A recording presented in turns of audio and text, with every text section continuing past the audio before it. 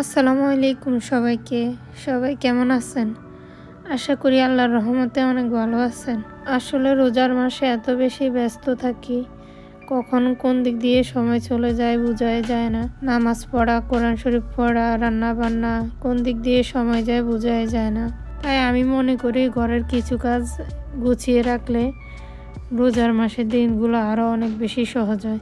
আসলে আদা রসুন প্রত্যেক দিন প্রত্যেক রান্নায় ব্যবহার করা হয়, কিন্তু এগুলো প্রত্যেকবার বারবার করে নিতে ভালো লাগে না। এগুলাকে একদিন ঠিকঠাক করে রাখলে সারা মাস খাওয়া যায় অনায়াসে।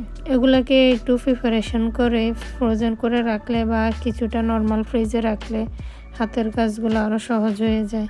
আমি এখানে আধা কিলো আদা নিয়েছি, নিয়ে আদাগুলোকে ভালোভাবে ছিলে নিচ্ছি। সবগুলো আদাকে আমি ভালোভাবে ছিলে ধুয়ে নেব। রোজার মাসে যেহেতু অনেক বেশি গরুর মাংস, মুরগির মাংস বা বুট ভাজি খাওয়া হয়, ওগুলো সব কিছুতেই সবসময় আদা লাগে। তো এই কারণেই সহজে একদিন করে রাখলে এগুলো আসলে প্রত্যেক দিন টেনশন করা লাগে না। যদিও অনেকেই ফ্রিজে এগুলো রাখা পছন্দ করে না, আমি নিজেও অনেক বেশি পছন্দ করি না ফ্রিজে কোনো কিছু রেখে খাওয়া। তারপরেও রোজার মাসের কাজগুলো একটু সহজ করতে এই কাজটা না করলে নয়। আমি আদাগুলো চামড়া ছাড়িয়ে ভালোভাবে ধুয়ে এগুলাকে এখন একদম কুচি কুচি করে কেটে নিচ্ছি ব্লেন্ড করার জন্য। এগুলো ভালোভাবে কাটা হয়ে গেলে আমি একটা ব্লেন্ডার জার নিয়ে নেব। আমি ব্লেন্ডার জারে 2 মুঠো আদা দিয়ে দিয়েছি। এগুলোকে একটু ব্লেন্ড করে এগুলোর উপরে বাকি আদাগুলো দিয়ে আবারও ব্লেন্ড করে নেব। আমি আদাতে কোনো পানি দিইনি, তাই আদাগুলো ব্লেন্ড করে যেহেতু একটু কমে এসেছে, তো আমি উপরে বাকি আদাগুলো দিয়ে আবারও সম্পূর্ণ ব্লেন্ড করে নিয়েছি। আমি সবগুলো আদা একেবারে একসঙ্গে ব্লেন্ড করে নিয়েছি। তো আমি আদাগুলো ব্লেন্ড করে একটা ট্রে নিয়ে নিয়েছি। আমি ফ্রিজ থেকে বরফ জমানোর ট্রেটা নিয়ে নিয়েছি। আমি এখন ওই বরফ জমানোর ট্রেটার ভিতরে সবগুলো আদা একটা চামচ দিয়ে দিচ্ছি সমানভাবে। আমার এখানে প্রায় আধা কিলো আদা ছিল। সবগুলো আদায় প্রায় ট্রেটার ভিতরে ধরে গিয়েছে। আদাগুলো দিয়ে আমি ট্রেটা 2-3 বার ভালোভাবে ঝাঁকিয়ে নিয়েছি যেন সমানভাবে আদাগুলো বসে যায়। 2-3 ঘন্টা পরে এগুলো আমি ফ্রিজ থেকে বের করে নিয়েছি। দেখতে পাচ্ছেন এগুলো আমি ঝাঁকাচ্ছি, এগুলো পড়ছে না। এগুলোকে না ঝাঁকিয়ে কলে ফানের নিচে দিলে এগুলো এমনিতে সহজে খুলে আসে। তো আমি বরফের ট্রেটাকে 30-40 সেকেন্ডের মতো কলের নিচে পানিতে ট্রেটা ধরে রেখেছি। দেখতে পাচ্ছেন একটা ছুটে এসেছে।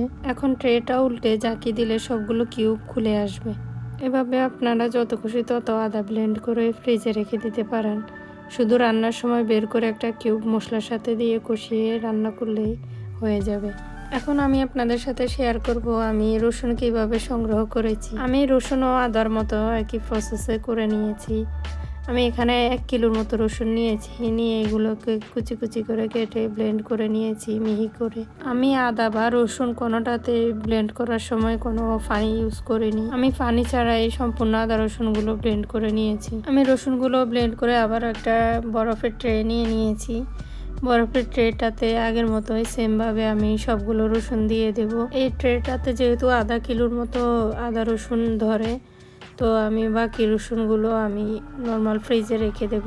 নর্মাল ফ্রিজে রসুন অনেক দিন ভালো থাকে, কিন্তু আদা বেশি দিন ভালো থাকে না, তাই আপনি নিশ্চিন্তে নর্মালে রসুন রাখতে পারেন। তো আমি রসুনের ট্রেটাকেও ডিপ ফ্রিজে রেখে দেব বরফ জমার জন্য। ফ্রিজ থেকে বের করে ট্রে থেকে ছাড়িয়ে নিয়ে একটা পলিথিনে করে আমি রেখে দেবো এগুলা আবারও ডিপ ফ্রিজে। একইভাবে আপনারা সারা বছরই আদা রসুন সংগ্রহ করতে পারবেন, কোনো সমস্যা হবে না। তো এই ছিল আজকে আমার ভিডিও।